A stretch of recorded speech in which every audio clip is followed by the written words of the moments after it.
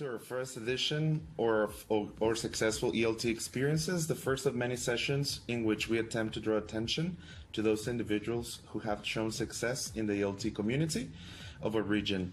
Today we're very pleased to have with us an important educator who is visiting from UADO Guamúchil. Please welcome our dear friend Sandra Zavala. Welcome, Sandra. How are you today? I'm fine, thank you. Very, very happy to be here today. Okay, how was your trip? Fantastic. Okay, excellent. Thanks for accepting our invitation for this first program. The first program. Yes, the first. That's a lot of pressure, okay? Don't feel pressure. All right. So who is Sandra in terms of teaching?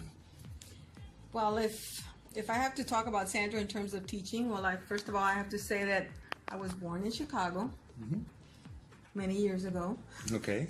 Born and raised there until the age of, well, until before high school, when my father decided to move us back to Mexico, to an environment where I wasn't prepared for it, and I didn't know actually my Spanish was domestic Spanish. I didn't know how to read or write, and I was put into high school with that level. It was a difficult experience. But after that, in high school, I met the man who is now my husband. Okay, interesting.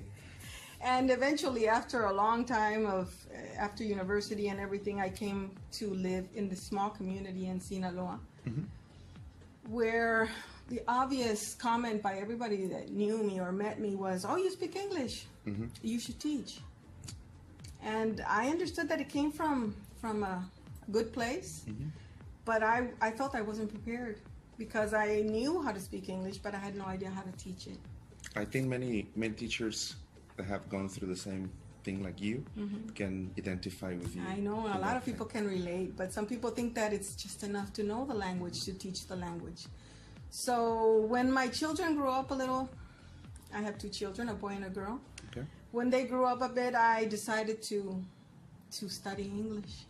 And they told me, "You're going to study English?" I said, "Yes, I want to start from the beginning. I want to know the process. I want to live the process the students live as learners of a second language." And then I did a little teacher training course, and I was the most excited student. I was so enthusiastic because I was discovering this other part, this other aspect of the language that I never reflected on. So I was like, "Whoa, it has a rule. Oh my God, everything fits. Oh, now I get it." Running the examples in my head. And it was a discovery, and I discovered that I could do it. And being a teacher is not only the language or knowing how to teach it, it's so many other aspects and methodologies and I mean self-confidence.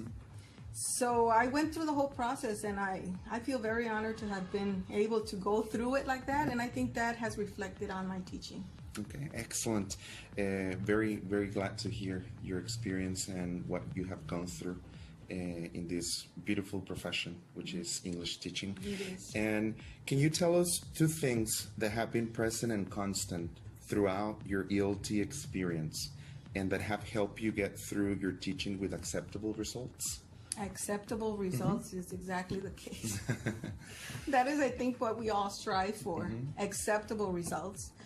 But I think that the things that have helped me, first of all, is that willingness to learn, willingness to discover, to keep developing my knowledge, and not to feel that, oh, I know I can teach first level like with my eyes closed, but to be able to teach all the levels, to answer as many questions as possible, to adapt to the changes in teaching that are coming. I feel very, very happy to say that I'm keeping up with the times, because when I started teaching, well, technology wasn't there, computers weren't there. Correct. And now we have computers, we have technology, we have so many advancements, and the students are different as well. So I think that what has helped me most of all is seeing this profession as a long term. And investing in myself and in the abilities that I have developed, and that willingness to be open to learning and growing all the time and adapting to change. I think that's very important, that all teachers or whoever works in this profession they need to have that open mind. Yes. To change. Very good. And in your experience, Sandra, what makes a teacher effective? Depends on what you mean by effective.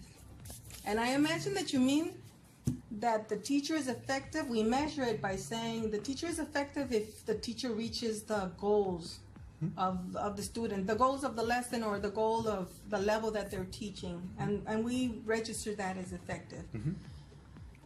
And that in itself is a challenge. It is. To achieve that goal of learning in the student. That is a challenge, definitely. But it does not always make a teacher effective. Okay. Teachers usually, well, personally, I'm in the position currently to decide. I don't want to use the word decide, but to present the curriculums and select the people that I will present for possible hiring as language teachers. Okay. In the school, I'm the language coordinator in S01E01, Universidad Autónoma de Occidente. And I have actually two coordinations there. One of them is the Language Center, which is open to the public, and the other is English in the university. Okay. So I get to hire for both processes, and I don't hire, I present the candidates, but I'm looking for the best profiles to present. I'm not going to present something that I'm not willing to recommend or stand by. So when I'm looking out, obviously I'm looking for effective teachers. And how do I judge or select an effective teacher? What are the parameters that I use to say, okay, I think this person will be an effective teacher? If I focus only on the language abilities and they're native speakers and they come from the US and they have perfect English, is that enough for me to decide that they are effective teachers? On the other hand, I have teachers that have gone through the process of learning English from zero as a second language. They may not be as proficient as a native speaker, but they can relate with the process that they're going to teach as well, because they lived it. That's why I lived it. I wanted to live it, and I can appreciate when a teacher has lived the process, because I know that makes them, by default, a better teacher, because they can relate to the struggles the student goes through. A Native American or a native speaker of English says, I've explained it so many times, I don't know why they don't get it. And they can't understand that this is not just about explaining it and they're going to get it. This is not just I give it to you and you catch it and you got it. This is a process, and they can't relate to that process. So when I think of effective teachers, I want the teacher that is correct for the level that they're going to teach. So I can have teachers with a B2 that are highly effective teaching first or second level of English. And when I think of effective, I want them to be effective in making the students fall in love with the language. With the language and with the possibility that it's possible for them to do it, to learn. Because if a teacher does not capture, motivate, inspire a student and says, yeah, you see, you can do this. First levels, the teachers are invaluable. I mean, they determine the next step. So if the students have a good foundation in first level, they will go on with confidence to the next one. So when I speak effective, I need teachers that are effective in the level that they're teaching. They don't have to be the best in English, but they're committed, they're dedicated, they're disciplined, they take attendance, they take great scores, they prepare their tests, they're on schedules, they report. I mean, all this makes an effective teacher, not only teaching the language. Correct. I agree. And those skills are so valuable and so needed. So hard to find. Also hard to find. Very good. And in the new age of language teaching and learning, how can new English teachers adapt or prepare themselves to succeed in the field? New language teachers.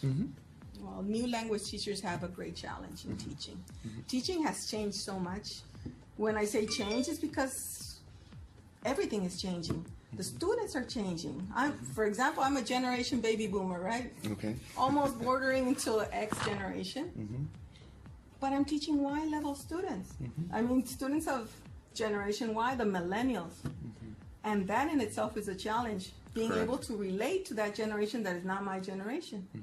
And now I imagine the new teachers coming in.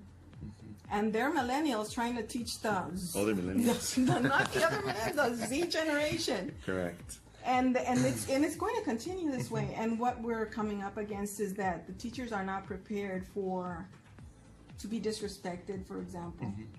They have self-esteem issues into controlling a group. And I don't mean controlling, but if you cannot connect your group and make them understand that you're there for a purpose, and your purpose is a good one, that you're interested in their development and their learning experience, they will not feel committed towards you or to your lesson.